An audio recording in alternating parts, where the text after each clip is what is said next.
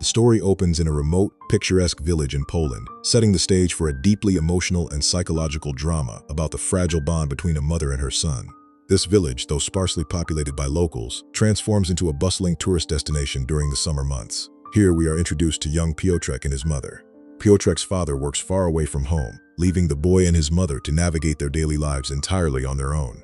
Because Piotrek has grown up in this isolated environment with minimal social interaction, he struggles with intense feelings of loneliness.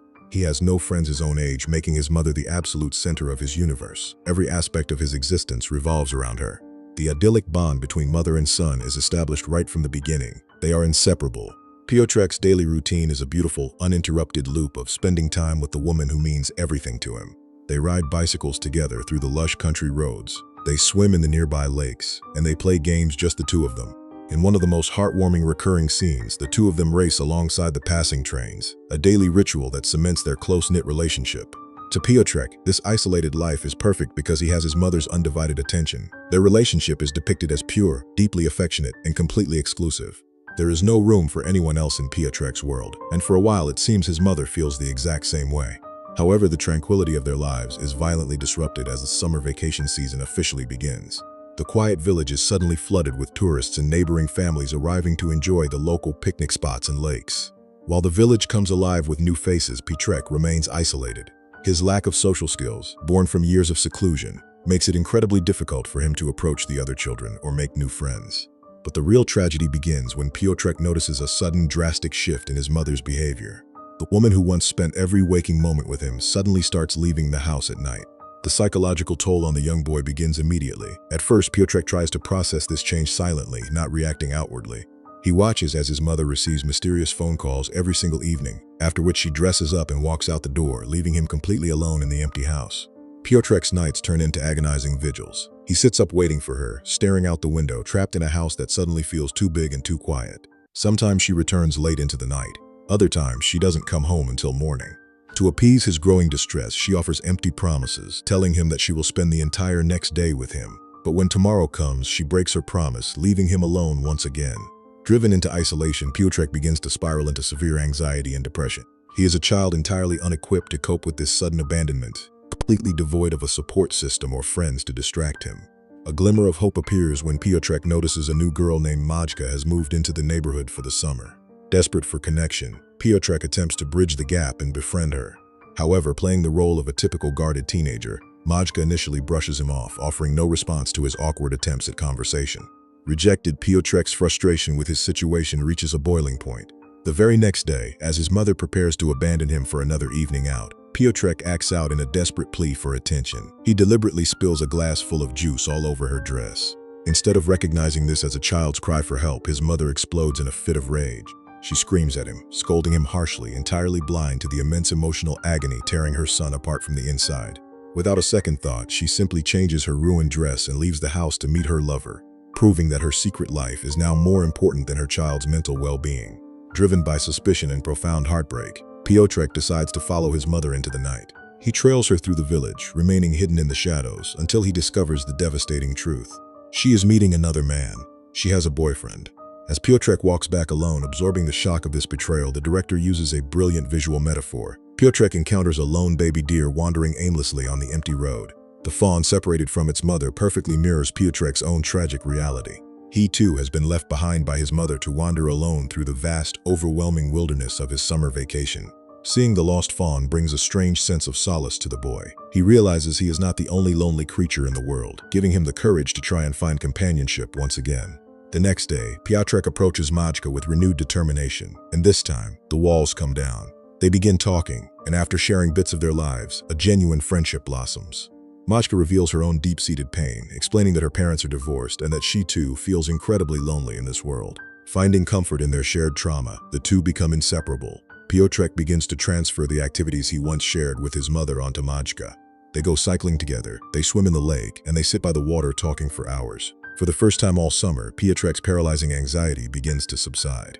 He has an outlet for his pain, someone to share his loneliness with, and the sharp sting of his mother's absence begins to dull.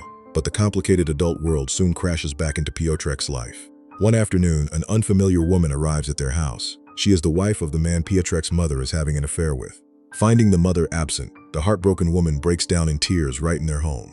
Showing remarkable empathy for a child in his situation, Piotrek awkwardly tries to comfort her, offering her food. That same evening, a phone call comes from Piotrek's father. As they speak, Piotrek's mother pulls him aside and aggressively corners him. She forces him to swear that he will not breathe a single word about her affair to his father. Believing that cooperating will somehow win his mother's love back, Piotrek takes the oath and lies to his dad. He thinks this shared secret will bring them closer, but his mother remains entirely unfazed, continuing her reckless behavior without an ounce of gratitude. Piotrek's desperation morphs into rebellion. He tries everything a child can think of to stop her from leaving. He starts hiding the keys to the main door. He physically blocks her path. But his mother is relentless. She fights him, strikes him, and physically overpowers her own son just to get out the door to see her boyfriend. She is completely blinded by her own selfish desires, ignoring the immense trauma she is inflicting on the boy who cries alone in the house every night. During this dark period, Majka remains his only sanctuary, but even this happiness is short-lived. A menacing older teenage boy begins stalking and harassing Majka around the picnic spots. It is painfully obvious that Majka is terrified of him. Because of his young age and small stature, Piotrek is powerless to protect her from this local gang, but it tears him apart inside. The older boy maliciously warns Piotrek to stay away, claiming Majka belongs exclusively to him. The ultimate betrayal comes one night when Piotrek, while secretly trailing his mother again, stumbles upon Majka willingly spending time with that same older abusive boy. Seeing his only friend with his tormentor shatters Piotrek, he feels the suffocating grip of loneliness wrapping around his throat once more. The emotional pressure cooker finally explodes. The next morning, Piotrek confronts Majka, desperately asking if the older boy had forced himself on her. Majka, looking terrified and overwhelmed, refuses to answer and runs into her house crying. Assuming she was assaulted, Piotrek's protective instincts kick in. In a blind rage, he charges at the older boy's group and attacks him. Predictably, the older, stronger boy easily overpowers Piotrek, beating him down while the child fails to land a single meaningful blow. Later, Majka comes to Piotrek trying to explain the situation and salvage their friendship, begging him not to be so hurt, but the damage is done. Piotrek's heart, already mutilated by his mother's abandonment, cannot handle what he perceives as Majka's betrayal. Lacking any parental guidance or emotional maturity to process his complex feelings, Piotrek turns emotionally violent. He unleashes all his pent-up frustration, anger, and unspoken trauma directly onto Majka, hurling insults at her until she finally turns her back and walks away for good. Piotrek is entirely alone once again, a victim of the chaotic, unguided emotions boiling inside him. Suddenly, the narrative shifts when the mother comes home in tears. Her affair has ended. Her boyfriend has dumped her. For several days, she walks around the house enveloped in a deep, miserable depression. However, Piotrek is secretly overjoyed. His mother is finally home. He doesn't care why she is there, only that she is present, and he begins taking tender care of her. This strange peace is amplified when the father unexpectedly returns home, bringing a carload of gifts. The father promises to spend the rest of the summer vacation with them, and for a fleeting moment, Piotrek experiences the warmth of a complete, happy family. His loneliness evaporates and his anxiety fades into the background. But the ghosts of the summer refuse to stay buried. One night, while playing a game, the father casually asked Piotrek if his mother ever went out late or saw anyone while he was away. Bound by the promise he made, Piotrek looks his father in the eye and lies, saying she never left. However, the father is not blind. He notices the drastic change in his wife's demeanor and remains suspicious. Around this time, Majka visits one last time to say goodbye. Her summer vacation is over and she is returning to the city. As they take one final bike ride and swim in the lake, Majka expresses deep regret for hurting him.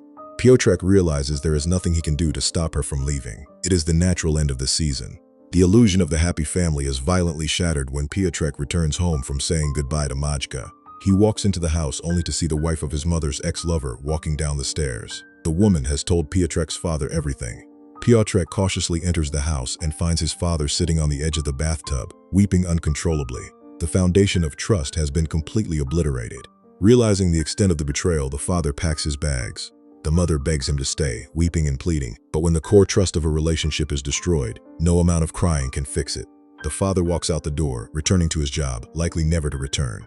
The movie reaches its heartbreaking symbolic climax. Summer is officially over. It is the first day of school. The mother and Piotrek are walking to the school building in absolute suffocating silence. Piotrek is boiling with intense resentment.